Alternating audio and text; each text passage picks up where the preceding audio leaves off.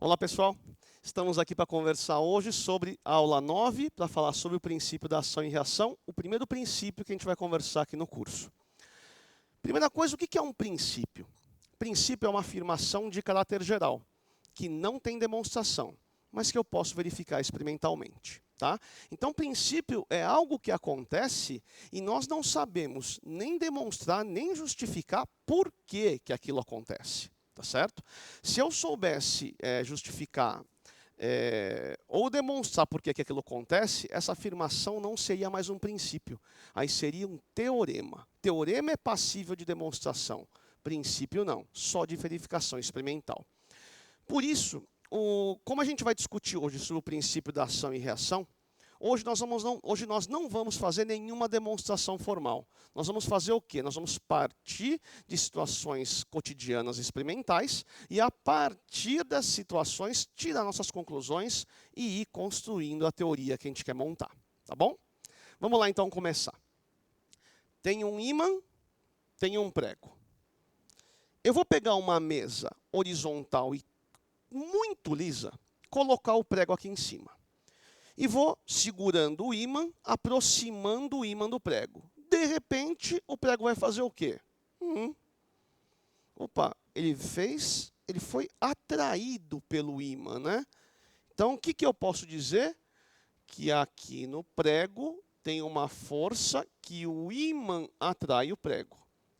Reparou aqui na notação? Força que o ímã aplica no prego. Eu vou utilizar essa notação até o final da aula de hoje. Agora vamos fazer do contrário. Eu vou separar os dois, só que eu não vou soltar o prego. Eu vou soltar o ímã e vou manter o prego fixo aqui. O que acontece com o ímã? O ímã também é atraído. Opa! Isso evidencia o quê? Que também tem uma força com que o prego atrai o ímã. Força que o ímã atrai o prego, força que o prego atrai o ímã. Sabe uma maneira experimental de reforçar que existem essas duas forças? É a seguinte maneira. A gente pode chegar, prender o ímã num fio e prender esse fio no teto. E fazer a mesma coisa com o prego. Se a gente soltar os dois, o que a gente percebe? Que os dois fios inclinam. O que é um indicador do quê? De que tem força aplicada nos dois corpos, tá certo? Gente, essas duas forças são conhecidas como paração e reação. Toda vez que o ímã atrai o prego atrai o ímã. Aliás, o paração e reação você pode falar de maneira genérica. Toda vez que A atrai B, B atrai A. Isso vale para todas as outras forças. Toda vez que A puxa B, B puxa A. Toda vez que A repele B, B repele A, e assim por diante. Tá? Quer ver? Ó? Olha só. Carga elétrica A, carga elétrica B. Vamos supor que eu segure A e solte B. B vai embora. Isso é evidência de que tem uma força que A repele B. Pega B, traz de volta. Solta A agora. Agora é A que vai embora. Então eu tenho aqui a força que B repele A. Se A repele B, B repele A. Essas duas forças são chamadas de paração e reação. O que eu estou olhando tanto para esse paração e reação quanto para esse? Eu estou observando o seguinte, que o paração e reação sempre apresenta a mesma direção e sempre os sentidos são opostos. Tá? Então, ó, mesma direção, sentidos opostos. Mesma direção, sentidos opostos. Vamos continuar. Terra, corpo. Um corpo qualquer. A terra atrai o corpo. A gente viu que essa força é chamada de peso. Então, é o peso que a terra atrai o corpo. Mas se a terra atrai o corpo atrai a terra. Tem aqui o peso que o corpo está atraindo a terra também. Paração e reação. Olha, confirma, mesma direção, sentidos opostos. Aqui eu tenho uma pessoa aplicando a parede, uma criança empurrando uma parede. Então, tenho aqui a força que a criança empurra a parede. Se a criança empurra a parede, de acordo com o que eu te falei, a parede empurra a criança com a mesma direção, sentidos opostos. Tá? Algumas pessoas têm dificuldade de imaginar essa força aplicada na pessoa. Ah, é? Então, imagina que essa pessoa estivesse em cima de um skate. Quando ela empurra a parede, ela não vai para trás? Evidenciando a existência dessa força. Tá? Outro contexto. Criança, lagoa, aqui ele está numa ilha, a criança, e aqui tem um barco. Tá? Tenho aqui a tração, que a criança puxa o barco. Mas se a criança puxa o barco puxa a criança. Para ação e reação, mais uma vez, mesma direção, sentidos opostos. Agora, é possível evidenciar que o para ação e reação sempre tem a mesma intensidade. Tá certo? O que isso quer dizer? Que se eu puder medir essa força e ela der 10 newtons, essa vai dar 10 newtons. Se eu puder medir essa força e der 20 newtons, essa aqui vai dar 20 newtons. Se eu puder medir essa e der raiz de π sigma alfa, isso aqui vai dar raiz de π sigma alfa. Tá certo? Para ação e reação sempre apresentam a mesma intensidade. Outra coisa importante de para ação e reação. Olha aqui essa força. Força que o ímã atrai o prego. Olha essa. Força que o prego atrai o ímã. Ímã, prego, prego, ímã. Agora olha essa daqui. AB, BA. Reparou? O para ação e reação, cada para ação e reação é devido a um único par de corpos. Se A puxa B, B puxa A. Se A repele B, B repele A. Não há um corpo C na jogada. Então vamos deixar isso aqui no nosso resumo. Para ação e reação corresponde a uma única interação. Portanto, a um único par de corpos. Tá certo? Outra coisa interessante. É aqui ainda. Para ação e reação sempre apresentam o mesmo nome. O que isso quer dizer? Quer dizer que se isso aqui é uma força magnética, isso é uma força magnética. Se isso é uma força elétrica, isso é uma força elétrica. Se isso é um peso, isso é um peso. Ter o mesmo nome significa que o para ação e reação tem a mesma origem, tem a mesma natureza. Essa força tem natureza magnética. Essa natureza magnética. Essa aqui é uma força de natureza gravitacional. Essa é uma força de natureza gravitacional também. Tá? Agora, uma coisa que é importante para mim é o seguinte. Muita gente quer procurar qual das duas forças é a ação, qual das duas forças é a reação. Gente, nós não temos interesse de procurar quem é a ação e quem é a reação. E, às vezes, nem dá. Bom, quer ver? Ó? Primeiro, por que não temos interesse em saber quem que é a ação e quem que é a reação? Porque o que me interessa da força é caracterizá-la. Se essa aqui eu sei que é para ação e reação com essa, eu sei que as duas têm a mesma intensidade, mesma direção e sentidos opostos. Ou seja, se eu conheço a intensidade, direção e sentido dessa, necessariamente eu conheço a intensidade, direção e sentido dessa. Tá? Outra coisa de a gente não querer saber quem é o para ação e reação é que às vezes nem dá para saber. Quer ver? Ó? A criança empurrar a parede é a ação. A parede empurrar a criança é a reação. A criança puxar o barco é a ação. O barco puxar a criança é a reação. Mas e nos corpos A e B? Quem que é a ação e quem que é a reação? Não dá para saber, né, pessoal? Agora, mais importante do que não dá para saber, não é nosso interesse saber. Tá? Outro ponto. Minha mão aplica força na lousa. Minha mão aplicou força na lousa. Quando é que a força aplicou quando é que a lousa aplicou força na mão? 2 horas depois ou ao mesmo tempo? Ao mesmo tempo. Então, no mesmo instante que a mão empurra a lousa empurra a mão. Para ação e reação são eventos simultâneos, acontecem ao mesmo tempo. Isso reforça a argumentação de não ter interesse em saber quem que é a ação, quem que é a reação. Bom, agora eu quero estudar um caso aqui, um exemplo com vocês, tá? vamos supor que aí, num momento de violência,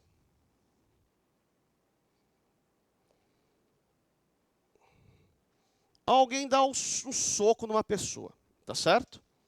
Então a gente tem aqui a força que a mão empurra o rosto. Mas se a mão empurra o rosto empurra a mão. Essas duas forças têm mesma intensidade, mesma direção, sentidos opostos, porque constitui um par ação e reação. Só que aí alguém vai falar assim, não, Harley, essas duas forças não podem ter a mesma intensidade. O rosto, eu falei, por quê? Porque o rosto, Harley, fica muito mais machucado que a mão. Bom, pessoal, então a gente precisa discutir um negócio. Olha só. Olha os exemplos de par ação e reação que a gente está estudando até agora. Uma força está aplicada no prego, a outra força está aplicada no ímã. Uma força está aplicada em B, a outra força está aplicada em A. Uma força está no corpo, outra na terra. O par ação e reação não estão aplicados no mesmo corpo, estão aplicados a corpos distintos. Voltando para o nosso exemplo, uma força aqui do par ação e reação está no rosto, aplicada no rosto. A outra força do par ação e reação está aplicada na mão. Pessoal, a estrutura óssea do rosto é muito mais frágil do que a estrutura óssea da mão. Então, apesar dessas duas forças terem sim a mesma intensidade, os efeitos delas podem ser diferentes. Por quê? Porque estão aplicados a corpos diferentes. O exemplo mais tradicional disso é pessoa atirando com uma arma. Vem aqui com uma arma e atira. Pá! O que acontece? A arma empurra a bala empurra a arma. A força aplicada na bala faz ela aumentar muito a velocidade. A força aplicada na arma causa só esse tranco, popularmente conhecido como coice, tá certo? Então, não esqueça, vendo aqui nosso resumo, par ação e reação podem causar diferentes efeitos, pois estão aplicados a corpos diferentes. Tá? Bom, vamos para mais um exemplo, tá? O da porta. Imagine que eu aplique uma força na porta, horizontal e para a esquerda. A porta abre. Só que aqui no ângulo não pode abrir a porta durante a aula, nem na aula vídeo, tá? Então eu quero impedir que essa porta abra. Para que eu impeça que a porta abra, eu tenho que aplicar uma força horizontal e para a direita, a fim de que a resultante seja zero. Perfeito? Vamos lá então fazer isso. Vou aplicar uma força horizontal para a esquerda com a minha mão esquerda e vou aplicar uma força horizontal e para a direita, com a minha mão direita. Vamos ver se isso impede que a porta abra.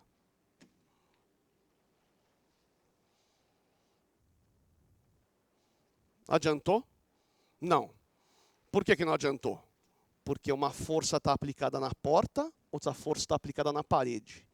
Gente, eu não posso calcular a resultante de forças aplicadas em corpos diferentes. Eu sempre calculo o resultante de todas as forças aplicadas em um certo corpo. Tá certo? Para ação e reação, como a gente está vendo, sempre está aplicado a corpos distintos. Uma força está no prego, outra no ímã. Uma em B, outra em A e assim por diante. Conclusão. Para ação e reação, não admite resultante, pois estão aplicados a corpos distintos. Ok? Fica esse resumo aqui para vocês. Em geral, as pessoas chegam aqui no ângulo sabendo esse 2, o 3 e o 4. É importante que você saiba que tem bastante coisa para saber sobre o princípio da ação e reação. Tá? Então, vamos aí resolver alguns exercícios, né, pessoal? E aí eu vou pedir sua ajuda para acompanhar aí com muita atenção.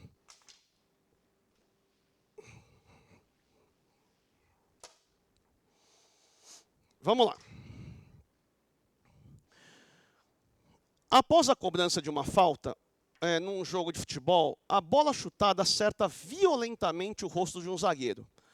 A foto mostra o instante que a bola encontra-se muito deformada, devido às forças trocadas entre ela e o rosto. Você vê, pessoal? Um dos efeitos da força é deformação, né? Tanto o rosto quanto a bola estarem deformados é indicador do quê? Que tem força aplicada tanto no rosto quanto na bola, tá certo? Aliás, se você quiser representar, ó, imagina aqui o rosto e aqui a bola, tá bom? A gente tem aqui a força que a bola empurra o rosto, a gente tem aqui a força que o rosto empurra a bola. Mesma intensidade, mesma direção, sentidos opostos, porque constitui um par ação e reação. A respeito dessa situação, são feitas as seguintes afirmações. 1. A força aplicada pela bola no rosto e a força aplicada pelo rosto na bola, que a gente já sabe que é ação e reação, tem direções iguais, sentidos opostos e intensidades iguais. Até aqui, show. Porém, não se anulam. Não se anulam mesmo. Para ação e reação, não admite resultante. Então, a afirmação 1 está correta. 2. A força aplicada pelo rosto na bola é mais intensa do que a força aplicada pela bola no rosto. Não, isso está errado. Certo? Porque constitui um par ação e reação. 3. A força aplicada pelo rosto na bola atua durante mais tempo do que a força aplicada pela bola no rosto. Bom, gente, isso não é verdade também. Par ação e reação são eventos simultâneos. 4. A força de reação aplicada pela bola no rosto é a força aplicada pela cabeça no pescoço. Gente, não pode ser. Lembra, ação e reação, como é que funciona? Se A empurra B, B empurra A. É um único par de corpos. Aqui ele está falando de bola, rosto, cabeça, pescoço. Não é o mesmo par de corpos. Então, não é um par ação e reação. Tá? Então, só a 1 está correta. Vamos para o segundo exercício. Deixa eu pegar aqui meu apontador. Existe um tipo de caminhonete que possui tração nas 4 rodas, conhecida como 4x4. A figura abaixo ilustra uma caminhonete desse tipo, puxando um reboque com um barco acoplado e que se encontra sobre plano horizontal. Bom, é o que está descrito aqui. Em certo instante, inicia a partir do repouso um movimento acelerado para a direita. Ó, note que ele está representando os atritos aqui, hein, pessoal? Ó, vamos fazer esse esqueminha, vai. Então, eu vou fazer esse caixotinho aqui ser o reboque, tá bom? E vou tentar desenhar aqui a caminhonete. Na amizade, tá, pessoal? Bom, ele já deixou representado aqui o atrito, que o apoio aplica na caminhonete. Tá? Caso você queira entender por que esse atrito é assim, é o seguinte. Essas rodas são ligadas ao motor. A caminhonete começou a funcionar, as rodas empurram o chão para trás, o chão então empurra a roda para frente. Tá legal? Então esse atrito aqui é para frente. Se a roda empurra o chão para trás, o chão empurra a roda para frente. Tá bom? Eu não consigo imaginar que a roda está empurrando o chão para trás. Imagine que essa caminhonete estivesse na praia, na areia. Imagine que você ligue a caminhonete e acelere fundo. Para onde que a areia é jogada? Para trás. Isso mostra que a caminhonete está empurrando o chão para trás. Logo, o chão empurra a caminhonete para frente. E aqui tem o atrito que o apoio aplica no reboque. Tá? Na análise desse movimento, algumas forças são particularmente importantes. Os atritos trocados entre o apoio e os veículos, tá? Como indicado, e a tração trocada entre os veículos. Vamos marcar essas trações? Quando a caminhonete vai para a direita, ele puxa o reboque para a direita. Tração que a caminhonete aplica no reboque. Mas se a caminhonete puxa o reboque puxa a caminhonete.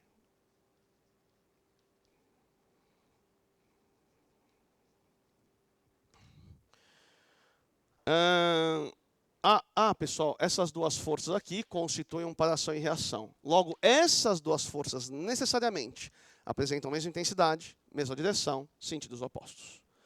A aplicação dessas forças ocorre de tal forma que o atrito aplicado na caminhonete é sempre contrário ao movimento.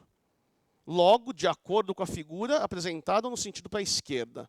Não, gente, ele falou na figura que o atrito é para a direita, certo? A favor do movimento. Então, o A está errado.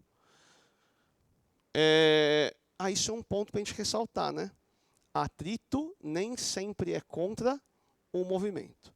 O atrito sempre é contrário ao escorregamento, tá? E o exemplo, para mim, mais didático para explicar é alguém andando. Perfeito? Estou andando, olha só. Meu pé tende a escorregar para trás. Então, o atrito é para frente. O atrito é contrário ao escorregamento do pé, a favor do movimento do Harley. Tá certo? Outra maneira de ver aqui o atrito para frente. Quando você anda, você empurra o chão para trás. Se você empurra o chão para trás, o chão te empurra para frente, a favor do movimento. Então, atrito pode sim ser a favor do movimento. B. O atrito aplicado na caminhonete e o atrito aplicado pelo reboque são forças de mesma natureza. Logo, constituem para ação e reação. O início da frase é verdadeiro. Esses dois atritos são de mesma natureza. Tanto é que tem mesmo nome. Tá? Agora, eles não constituem para ação e reação. Por quê? Porque para ação e reação sempre é. Se A puxa B, B puxa A. Cada para ação e reação é um único par de corpos. Olha aqui. Esse atrito tem como par de corpos apoio-reboque. Aqui é apoio-caminhonete. Não é o mesmo par de corpos. Logo, não é para ação e reação. C. O atrito e a tração aplicados na caminhonete estão aplicados no mesmo corpo. Logo, constituem um para ação e reação. Aqui tem alguns erros. Primeiro, atrito e tração têm nome diferente. Então, não é para ação e reação. Agora, aplicados na caminhonete estão aplicados no mesmo corpo. Para ação e reação, nunca está aplicado no mesmo corpo. D. A tração aplicada no reboque e a tração aplicada na caminhonete, que a gente já sabe que é ação e reação, apresentam a mesma intensidade, direção e sentidos opostos. Até aqui está beleza. Logo, sua resultante é zero, o que impossibilita o início do movimento. Pessoal, o que a gente falou? Não se calcula resultante de para ação e reação. Por quê? Porque estão aplicados a corpos distintos. E a condição para que o conjunto acelere para a direita é que o atrito trocado entre a caminhonete e o chão, que é esse daqui, seja mais intenso que o atrito trocado entre o reboque e o chão, que é esse daqui. Pessoal, isso é verdade. Por quê? Qual é a condição para a caminhonete acelerar para a direita? Esse atrito maior que essa tração. Qual é a condição para o reboque acelerar para a direita? Essa tração maior que esse atrito. Como essas trações são iguais, porque tem a mesma intensidade, porque constituem para ação e reação, a condição para o conjunto acelerar para a direita é esse atrito. Se é maior que esse atrito, marcamos a alternativa E. Tá? E aí, a gente vai para o último exercício, que é o exercício do mobile, tá? O mobile é composto de 3 corpos A, B e C, certo? A gente, olhando aqui, o A é o mais de baixo, o B é do meio, o C é o de cima, tá? Esse é o fio 1, esse é o fio 2, esse é o fio 3. Cujos pesos aplicados pela Terra são 0,6, 0,5 e 0,4 newtons. Então, o peso aplicado em A é 0,6 newtons. O peso aplicado em B é 0,5 newtons. O peso aplicado em C é 0,4 newtons. E presos por 3 pedaços de fio de massa desprezível. Isso é importante, pessoal. A massa dos fios é desprezível, tá? Só para você saber, esses fios, então, eu posso chamar de fio ideal. O que é um fio ideal? É um fio cuja massa é desprezível. O fabricante, querendo reduzir os custos de fabricação, comprou fios finos, que suportam no máximo força de intensidade 1,2 newton. Admita que a intensidade do campo gravitacional é 10 e que o conjunto esteja em equilíbrio, ou seja, a resultante é igual a 0. Ó, a resultante em todos os corpos é 0. Isso a gente vai estudar melhor na aula que vem, tá? A questão de estar em equilíbrio e a resultante ser 0. Há diversas forças aplicadas aos corpos que constituem esse sistema. A aplicação dessas forças ocorre de tal maneira que, agora a gente vai verificar qual das alternativas está correta. Vamos lá. No corpo A, o peso aplicado pela Terra e a tração aplicada pelos fios constituem um par ação e reação. Bom, gente, então, ó, vem para cá, vou estudar esse corpo A, tá certo? Então, vamos lá. Corpo A. Quais são as forças aplicadas? O peso vertical e para baixo, certo? E se eu olhar aqui, tem esse fio. Então, tem a tração aqui. Tá bom? Que eu vou chamar T1. Legal. Bom, ele está afirmando que essas duas forças são para ação e reação. Gente, não são. Primeiro argumento, não tem mesmo nome. Segundo argumento, estão aplicados no mesmo corpo. Terceiro argumento, qual é o par de corpos do peso? Corpo, terra. Qual é o par de corpos da tração? Corpo, fio. Não é o mesmo par de corpos. Então, não é para ação e reação. Então, essa daqui não é. B. Há duas forças aplicadas em B. O peso aplicado pela Terra e a tração aplicada pelo fio 2. Então, ó, como é que está a situação ali? O fio vem assim, chega em B, fio vem aqui e vai lá e liga em A depois. Pessoal, vamos marcar força. Começo pelo peso, vertical e para baixo, tá? Ah, esse aqui ele falou que é o fio 1, esse aqui ele chama de fio 2, tá? Acabaram as forças de campo, vamos para as forças de contato. Dá uma voltinha. Opa! Opa! 2 contatos. Você vê? Esse negócio de dar voltinha é muito importante para você não perder nenhuma força do seu radar, tá? Ó, vamos lá. Aqui eu tenho uma tração para baixo, que é devido ao fio 1.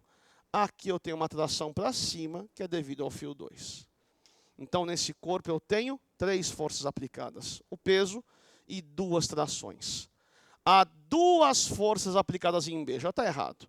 O peso aplicado pela Terra e a tração aplicada pelo fio 2. Quer dizer, ele esqueceu de citar, ele não citou a tração T1. E é muito comum as pessoas esquecerem de marcar essa força. Tá? Cuidado. Como é que a gente evita de esquecer de marcar essa força? Dando a voltinha aqui. Tá? Então, B está errado.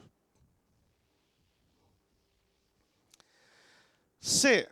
A intensidade da força que o fio 1 aplica em B é maior do que a que ele aplica em A. Eita, vamos lá ver isso.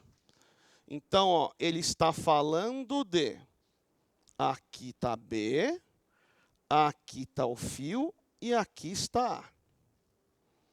Perfeito? Vamos estudar esse tal fio e as forças que ele está aplicando em A e em B. Tá certo? Vamos lá então, gente. Olha aqui para mim. O fio 1 está puxando A. Essa é a tração T, sei lá, vamos chamar de TA.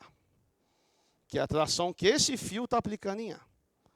Se o fio puxa A, A puxa o fio.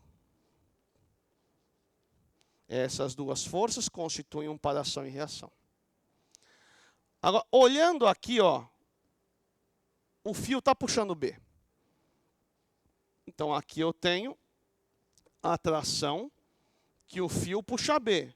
Mas se fio puxa B, B puxa o fio. Essas duas forças constituem um par ação e reação. Como o fio é ideal, não tem massa, a massa é desprezível, logo o peso é desprezível também. Como a resultante é zero, a intensidade de TA é igual à intensidade de TB, se eu for olhar aqui para o fio. Tá? Então, o que ele tinha afirmado mesmo? A intensidade que o fio A aplica em B é maior que a intensidade que o fio 1 aplica em A. Está errado. Tem a mesma intensidade. D. O fio 3 será o único fio que vai arrebentar, pois a tração nele aplicada é mais intensa do que a tração máxima que o fio aguenta. Bom, gente, agora não tem jeito. Eu quero conhecer a tração em todos os fios, tá certo? Então, vamos lá. Vou pensar aqui, ó, corpo A, corpo B, corpo C, tá certo? Então, vamos lá pensar.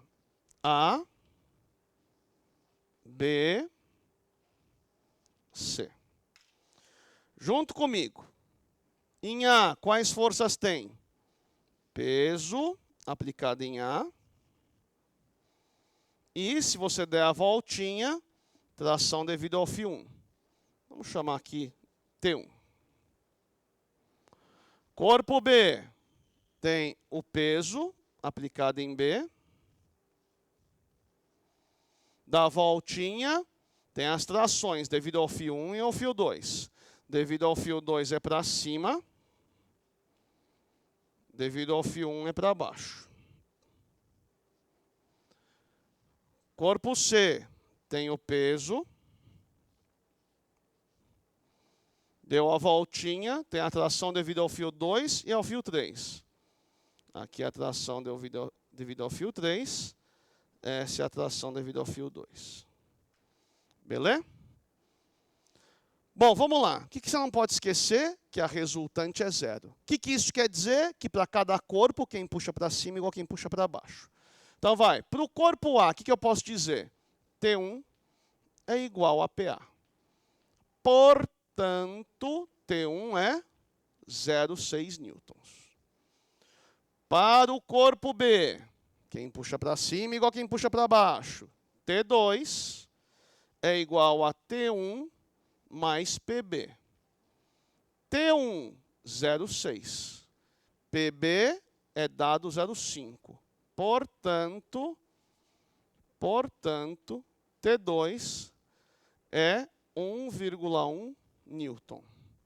Para o corpo C, para esse aqui, quem puxa para cima igual a quem puxa para baixo. T3 igual a T2 mais PC. T2, calculei 1,1, PC é dado 0,4. Portanto, a intensidade de T3 é 1,5 newton. A pergunta é em relação a que fio vai arrebentar. A tração máxima que o fio aguenta, 1,2 newtons. A tração no fio 1 é 0,6, menor que a tração máxima, logo não vai arrebentar. A tração no fio 2 é 1,1, menor que a tração máxima, não vai arrebentar. A tração no fio 3 é maior que 1,2, então vai arrebentar. Pessoal, é muito importante essa habilidade que estamos treinando agora, que é a de avaliar se algo vai acontecer. No caso, avaliar se um fio vai arrebentar. Para você avaliar se um fio vai arrebentar ou não, necessariamente você tem que conhecer esta informação. O valor da tração máxima que o fio aguenta sem arrebentar. Tá? Então, como a única tração que é maior que a tração máxima é do fio 3, é só ele que vai arrebentar. E o fio 1 será a primeira a arrebentar. Não, o fio 1 não vai arrebentar, porque a intensidade da tração nele é maior do que a tração máxima, tá? Que o fio suporta. Bom, pessoal, faça aí a tarefa dessa aula 9, pode fazer completinho, e a gente volta a conversar no próximo vídeo. Um abraço.